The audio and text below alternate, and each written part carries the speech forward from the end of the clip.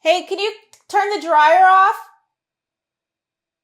Turn off the dryer. Yeah. That's how glamorous shit is these days. Um, I'm in Ben's office and I'm comfortable right now, so I'm gonna use it. I have no idea what I'm gonna do next.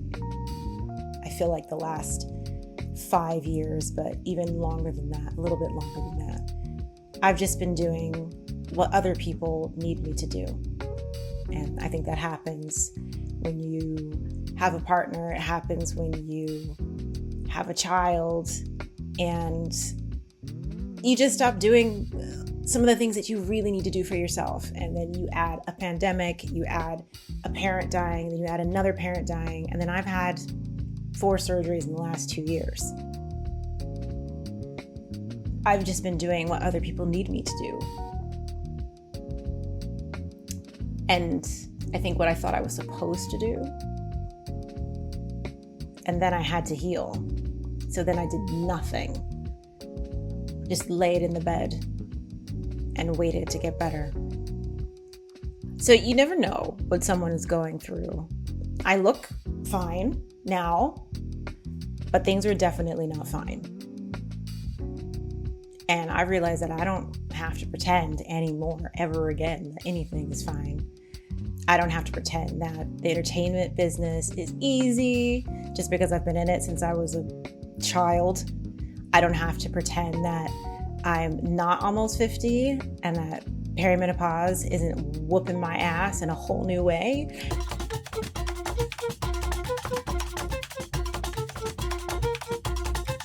I don't have to pretend that parenting and being somebody's partner is the most fulfilling thing in the whole wide world, because it is not. You still have you.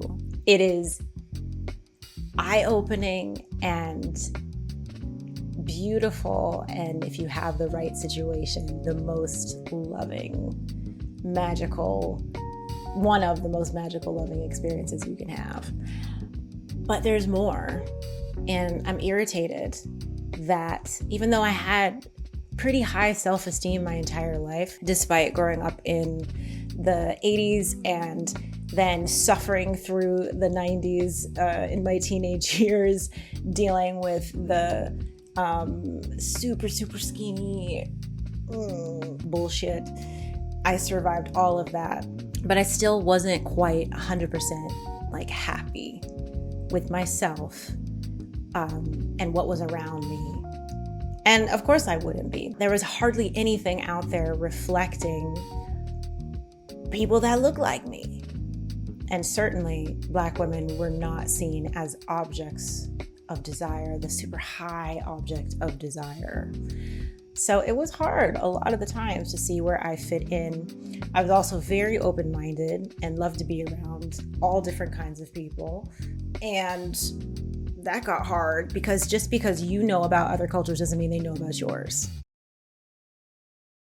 You know? But I can tell you how I feel about the things that have happened. And a hell of a lot of shit has happened to me. Very unique things that most people will never go through. Most kids don't go on television. Most people don't get to move to another country and have a hit record or two. Most people just don't do some of the weird, crazy things that took me all over the world for a really long time, and then remove themselves from it and still have more to say. But I think, even though I'm a little bit social media because I like my privacy, when I do look at what so many wonderful people have shared on different social media platforms, it has helped me. It has helped to heal me. It has helped give me a voice just for myself, like not even to show other people what I'm up to or what I like, and none of that matters anyway. Like, I just wanted to get to know what other people were like.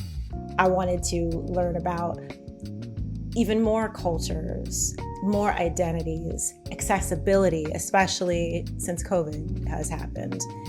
Oh my goodness. I have learned so much about humans and the human body and what people will and will not do for each other and with each other. And I want to talk about it, even if I'm the only person that sees it.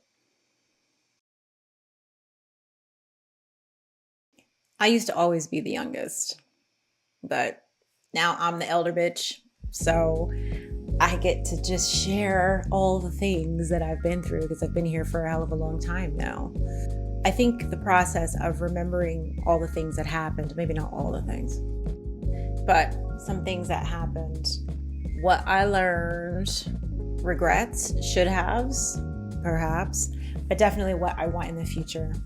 And if I can help anybody else out there skip through some of the dumb steps, that would be amazing. And I'm not putting myself down, but let's face it, like, you do dumb things sometimes. You're like, oh my God, why did I ever do that? And I am not perfect. I am still figuring things out every single day, every single moment, every single week, especially as I change and the things in my life change, the people come and go, the countries that I live in, all of that. I do not have everything figured out, but I think the more that I get honest with myself and revisit some of the things that happened and maybe even laugh about them now, it helps to move on, and it helps to move forward in a direction that I want to go in, not what I think I should go in, what other people think I should go. None of that. So yeah, I used to put folks on a pedestal, especially if they had a really good, well-paying 9-to-5, because even though I have been earning a check forever, I think since like 11 or something like that, artists never get the respect that other people have. You know, even when you do really well for yourself, even when you've done the impossible, and unless you become uber rich and a household name for a long sustained period of time, people just forget about you. That can be really, really hard. And I think that is an understatement, okay? It fucking sucks. It is one of the worst feelings in the world when you have fulfilled so many dreams that you've put out there for yourself and it still isn't enough. That is devastating and weird.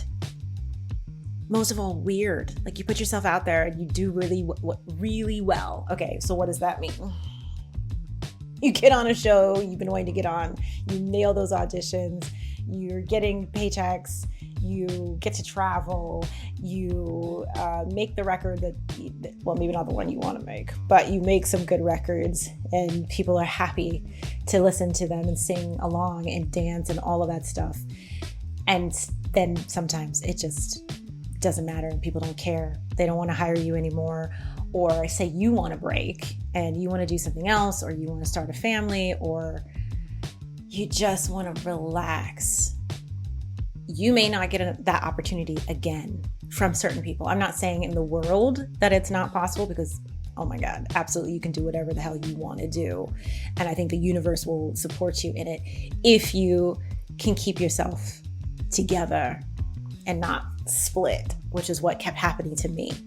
I kept just splitting in a bunch of different pieces and going in all these different kind of directions, trying to figure out what other people would want instead of what I wanted. And it was also very hard to go with the times, so to speak, because I grew up wanting to be Tina Turner, Donna Summer, or at the very fucking least, Janet motherfucking Jackson, because wow. But things have changed.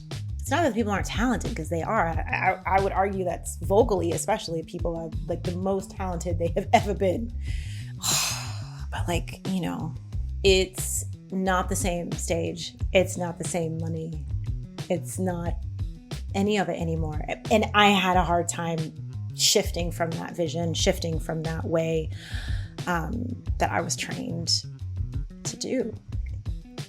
And I think I beat myself up a lot over it. And sometimes it would just freeze, you know, and it would be like, okay, well, let's just do things that are behind the scenes until I can figure this out. So I did a lot of voiceover, which was fantastic. I've always loved doing voiceovers, but I did not have the passion to be like in the voiceover scene. You know, I have a few friends that are so good at it, and they do so well, and they have all the hot cartoons and series and things like that. But I think I wanted even maybe just like a quarter of that. I just wanted to be a working actor that could take care of my family and just kind of be under the radar. Doing all this like social media stuff like just did not match. It felt like, how am I supposed to be under the radar when you're telling me that I have to like push, promote, how many followers do I have, blah, blah, blah, blah. I was like, I don't want any of that. That's like, I don't want to be like available all the time. And this was probably 2011, maybe even 2010, when things started to like change a bit. I remember going to an audition once, an on-camera audition once, and they were talking about Twitter and like hashtag this and hashtag that, and I didn't even know like what they were talking about. And a fellow actor friend of mine was trying to help me out. He's like, you do know like what this is, right? You have to make up something funny. You have to say, oh, hashtag this. And I was like, yeah, of course. Yeah, sure. Okay. And I just went in there and I blew it. Boom, diggity, boom, boom, boom, blew it. And I don't really blow auditions, you know, but I that was probably the first time I realized like, this is something else. I don't even know what this is. I'm not gonna be able to fake my way through this. I'm not gonna be able to be like cute and bubbly and like, you know, to pull this off. This is some new shit. I don't know what this is. And that's when I started getting scared. And I was like, ooh, maybe I could do something else. And I had been doing yoga since I was like 19. And I thought, oh, maybe I should just go into health and wellness, because the world needs to be healthy and well. And it certainly had helped me. You know, I was probably like 10 to 12 years into that journey anyway of, you know, studying with all different kinds of yoga and meditation folks. I was like, yes, that's what I should do. I had no idea I would run into racism, sexism, all the isms. And that was a really big slap. Really big slap. Classism, woo, really big slap. And I'm a real like go for it kind of person. I will just jump off the cliff and just be like, come on, net, appear. And sometimes it would, or I would say every time it appeared, but sometimes it would be like low and I'd like bump my head or my behind once I hit the net, and it really didn't feel good, and it took a long time to recover, and I would just give up everything, you know, spend my last dime on a training or a plane ticket or whatever it was that I thought was going to be my like last chance, and I'm just going to do this. It's going to be amazing. And sometimes it was a good idea. A lot of times it wasn't a great idea at all, like at all. But I was just flailing. I was in an environment that I wasn't even in tune with. Like, I am from California, but I am not from Los Angeles. And although I got some really good experiences from Los Angeles when I settled there for about 12 years, I think, I was not supposed to be there long term.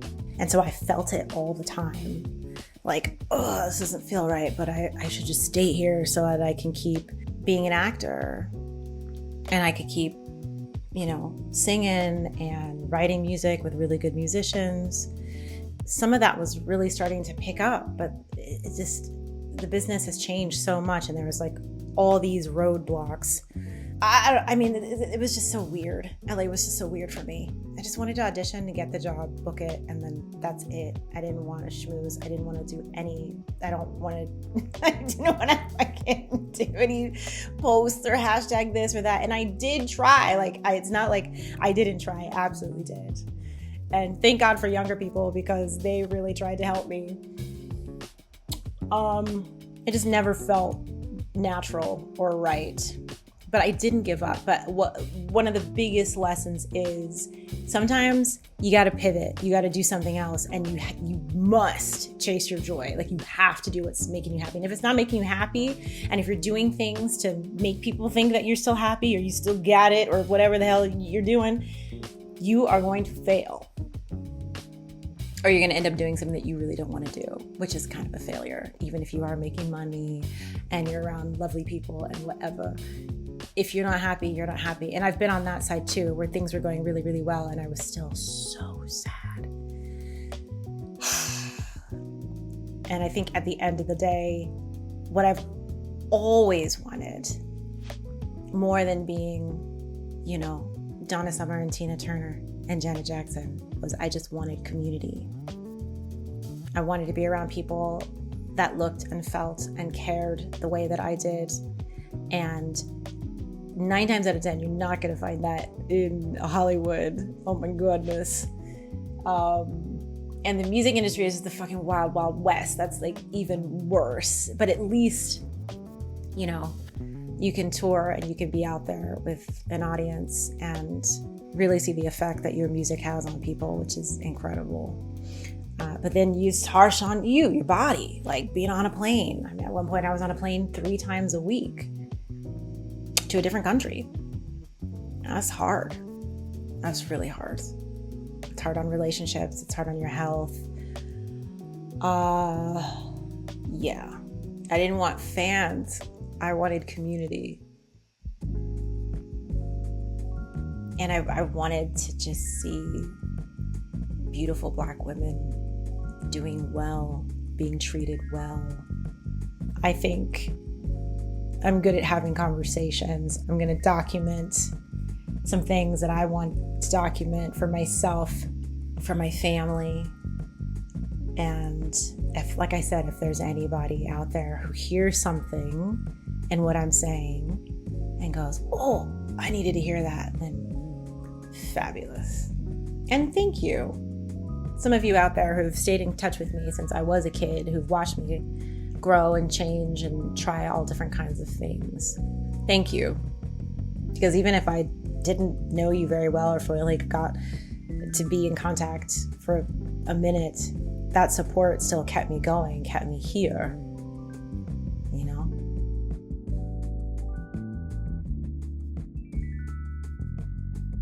So if I could do it again, I don't want to say that I would have gone to Los Angeles because then I wouldn't have my beautiful family. Or would I? Would I have met them somewhere else? I don't know. I'm sure there's a different version of me somewhere that went to a different town and still found the same people. I don't know. But I would just say, instead of focusing on the business so much, I would have just focused on people. How to get along with people. What kind of people do you want in your life? Do you want to get along with? What are they thinking about? What's important to them? What are they doing for the long term? And as much as presence is important, right? Living in the moment, being present. But after everything that we've all been through recently in the last 5 years, and seeing the world stop within like a couple of days, I wish that I would have paid attention more to the people who were telling us to come together and be there for one another in a big way, in a sustainable way, in an accessible way. It's very nice to write a check. It's very nice to be a part of a fundraiser, but it's more than that. Because when 2020 happened, I wouldn't have lost my shit as much, because there would have been a plan in place and a community in place, and we would have been able to lift each other up. Now, I'm not saying there was none of that, because there was, but not at the scale that I now know is important to me, is like of the utmost importance to me. The ego is a really tricky thing. It's not, look at me and think I'm amazing. No, it's not that. It is, be with me. That's what it is. Talk with me. Can I help you with something? Can you help me with something? So we can share the experience, even a conversation, a meal. Can we help other people have better conversations and better meals, like that kind of thing? And if that was more just a part of life and not separate from like, what is your career? And are you getting married? Are you gonna have a baby? It's getting late. And no. Fragmented. And someone like me who, my childhood, it was very short. Very short. I grew up fast. And I didn't have a stage mom. She was holding on by roller coaster. I was the conductor. But even she didn't know what to do. She didn't know how to anchor. So, mess.